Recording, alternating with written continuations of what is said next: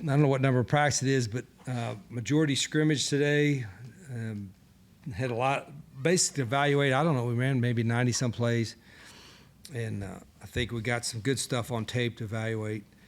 A lot of things to work on, of course, but I think the effort was pretty good. We're getting there. It's still not where it needs to be, and I think it's probably a misunderstanding. I think I didn't read it. Somebody got attention that I was unhappy with the roster or something. I'm unhappy with the depth, I guess, but I think every coach is probably unhappy with their depth at this point in the spring. But I like a lot of the guys' effort, and some of the guys have continued to get better.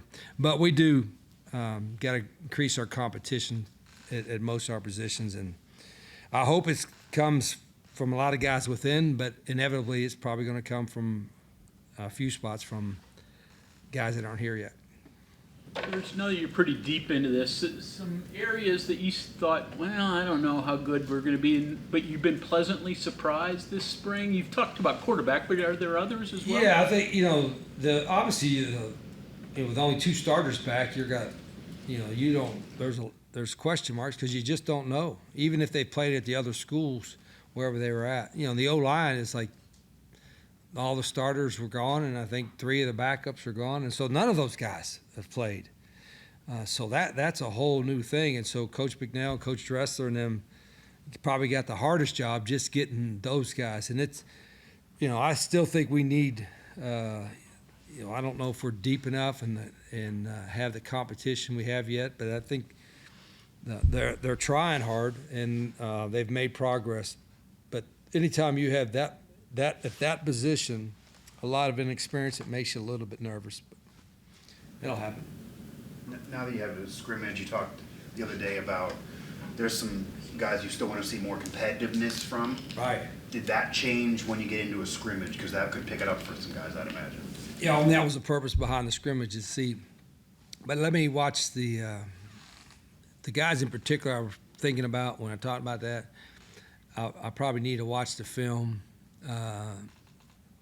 today or tomorrow and see if that's progressed, because there were a couple that were really important. This is not the end all be all, but there's a couple that was really important for today and next week as far as their status is concerned, to see if they took another step. And I don't know, it looked like maybe a little bit today, but until I watch the film, I don't know. And that could make a difference for some guys, either a spot. Sure, yeah. And I think you have to be honest with your players and tell them where they stand all the time. That's at the end of the spring. Where they're at on the depth. We'll tell, like I said, we call these meeting rooms the truth rooms. We'll tell them where they're at in the depth chart. We'll tell them what we think they need to work on, and what they're good at. And it's not all negative, but there's also a lot of guys that, boy, you did a great job this spring. You showed that we, but you're still going against each other, right? And so it's still hard to evaluate because we're not going against an outside team or something like that. What are you looking for in your starting quarterback, personality-wise and on the field? I don't know if I've ever worried about personality. It's not like a beauty pageant. Then they have pick somebody and it's here in the winner of Miss America, and then Miss Congeniality. It's Congeniality had a good personality. Run the offense, make good plays, and you could be a loner. Usually not quarterbacks aren't loners though. I'm being a smart ass here, but you want somebody to lead the team, but everybody always worries about leadership during practice. That's what coaches are there for. We're supposed to be leading it in practice. During a scrimmage when the coaches aren't on the field, but I'm still on the field. But games when the coaches aren't around in the summer times or locker rooms, that's when you hope to have some leadership. The best leadership is a earned leadership from the standpoint is what you're doing. I think a lot of times the best leaders are the guys that somebody will go to if they're not sure what to do on a play, and you tell them. You know what I mean? It's not somebody that's rah, jump on them, because they screwed up or whatever. It's the guy that said, hey, this is what you do on this play, and this is what you do on that play.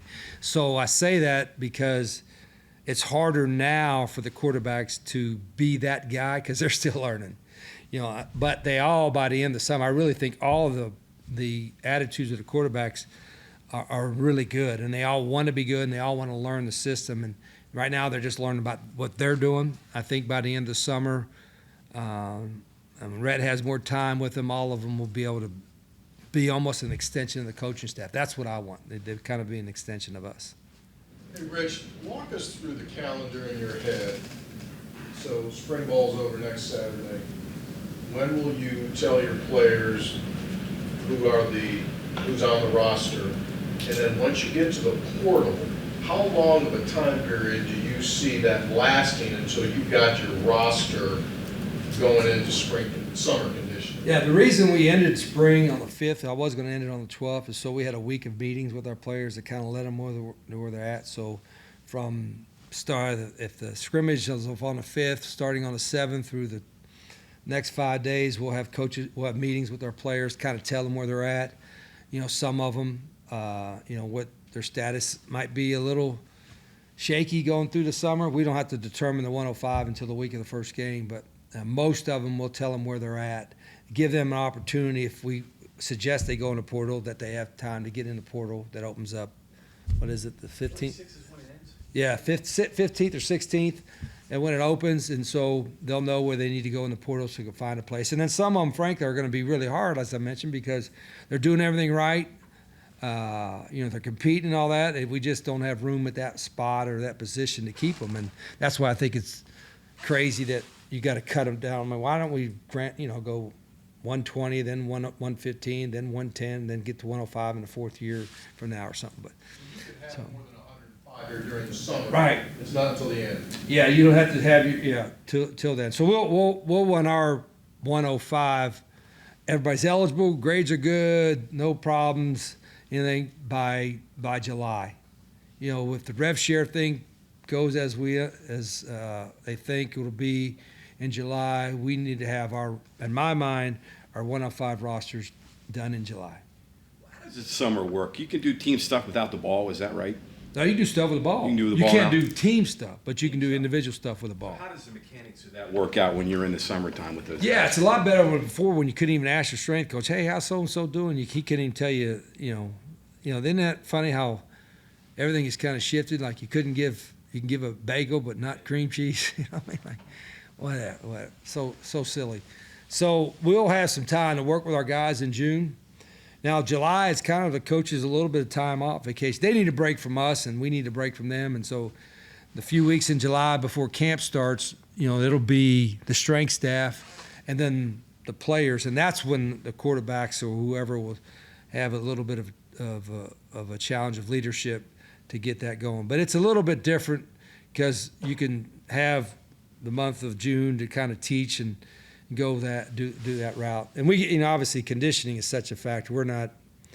Our guys are getting in spring ball shape, but we're a whole long ways from being in game shape. But we're a whole long ways from playing right now too. What is your mentality? Because this is pretty common in today's day and age, even in college football. Garrett Green, who was here, he had his own kind of quarterback coach. Once you release them, the break when you're not with them, if a quarterback would work with somebody that's not a part of WVU, have their own coach, do you have a problem with that? Do you want to talk to that coach? What's your thoughts on fair that? question. Really, I think some guys don't like it, whatever. As long as they're working on football, I don't really care. Now, like some of our guys have their own quarterback coach. That's a good thing because they're working on football. What I want them to do, or the guy that's working with them back home, is to help them do our stuff. Like everybody has, particularly shotgun. You have different type of drops in shotgun. Everybody just thinks, well, you just catch a ball and there's different footwork involved in shotgun timing, whether it's quick game, play action, drop back passing. There's different timing in shotgun offenses than some others. And so our timing is kind of set. So our guys, hopefully their quarterback trainers will help them develop the skills that correlate to what we're doing. Now that our quarterbacks have been in the spring, they'll be able to tell their quarterback coach, these are the things that we want to work on. But I like if they got a trainer and a guy's going to work with them, they're working on football. It's better than other things they could be doing. You mentioned over and over evaluation. When the spring ends, what do you evaluate? How does that process go? You sit down with Phil and talk. Pretty similar. Now with the video technology you have, Bob, you can they're creating it now, a cut up of every player has an individual cut up of maybe 1-on-1 drills, 7-on-7 drills, live team drills, good, bad, and indifferent, and how many plays there is, 35, 40 plays. And so it'll be that cut up will kind of be that snapshot of what he's done on the field while we're here. And some of the coaches are going to meet with our players and watch that. But all of us as coaches will be evaluating those individual cut-ups. In fact, that's going to start next week. We've got to get that done next week. So every quarterback we'll have that cut up in there, and I'll watch it with the whole staff, with the whole coaching staff, and then give our thoughts on it, to kind of come up with where those guys are on the depth chart. We'll tell them where they're at. And then if it's a guy that's maybe on the edge, whatever, we've got to make a decision by watching that. I think because I don't want the decision to be made just on, he's a good guy, or he's, they all got to be good students or good guys, but this has got to be a football type of decision based on what we've seen every day, and then also what we see on those cut-ups. Rich, about 10 true freshmen enrolled in January. Is that what the number is? It's something in that range. Yeah. Anybody that's jumped at it, you go, hey, they can help us right away, or Yeah, and I'll tell you, but then if I tell you, then somebody's going to tamper and try to get them. True. But does it look like a good group overall? People that you're happy that you got? Yeah, I'm a little bit, like I said, I might seem like trying to be a hard guy, whatever. I mean, I like all these guys. And there's some of them that really frustrate me because I think they kind of like football and not love it, and they could be a little tougher, and they're real hard, they're being hard to coach because they make the same mistake over and over again. But there's not one guy that I'm like, this guy's I can't wait for him to leave. There's not one of those. And I've always been places where like, that guy is just totally into himself. He hasn't cared nothing about our program, nothing about West Virginia. We don't have those, so that's a good thing. The problem is you got to be good enough to win with, right? We got to be good at football. And the freshman class, some of them, got a long ways to go, but there's a couple of them I think going to have great careers here. I'm just, like I say, you think I'm BSing you. I hate not to be able to praise them, but Tuesday, when's the first game? August 30th. 30, yeah. Stay tuned to the 30th, and then I know who's on 9/13, but yeah. Last year, Jack State, you kind of flipped that roster around and won a championship. You're not really, it's not to that degree this year, but what has to go right to do that? No, it's more. We're flipping. We are more newcomers here than we did at Jack State. Last year, Jack State, I think it was 60 guys, or 61 out of 120 or 125.